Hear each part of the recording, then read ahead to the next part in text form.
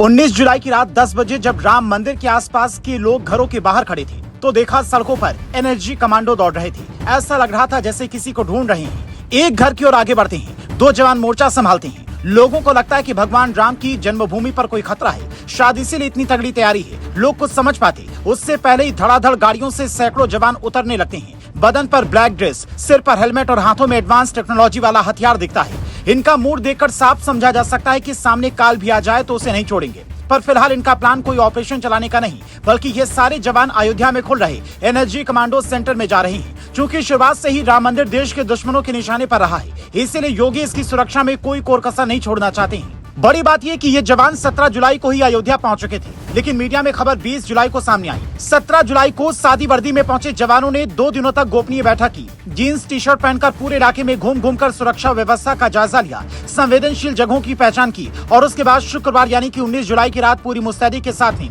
सबसे पहले हनुमानगढ़ी पहुंचे। उसके बाद दशरथ महल होते हुए भक्ति पथ गए। करीब 1 घंटे तक पूरे शहर में मॉक ड्रिल किया।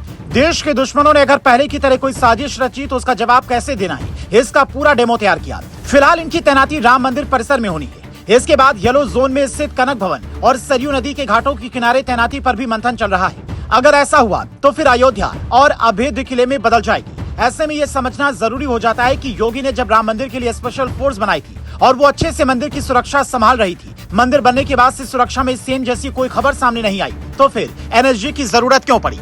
हर दिन अयोध्या में करीब 1.5 लाख श्रद्धालु पहुंच रहे हैं। सावन मेले में इनकी संख्या बढ़ेगी। देश के अलग अलग हिस्सों से पकड़े गए दुश्मनों ने बड़ी साजिश रचे जाने का खुलासा किया है। एनएसजी का गठन ही उन दहशतगर्दों से लड़ने के लिए हुआ है जिनके आगे पुलिस फेल हो जाती है। 28 मार्च 1999 को अयोध्या रेलवे स्टेशन पर खतरनाक सामान मिला। जवानों ने मोर्चा संभाला। 13 जून 2001 को हनुमानगढ़ी मंदिर के सामने वही कहानी दोहराई गई। फिर साजिश फेल हुई। 5 जुलाई 2005 को जब रामलला टेंट में थी, पाकिस्तान में 5 दहशतगर्दों को अयोध्या भेजा गया था।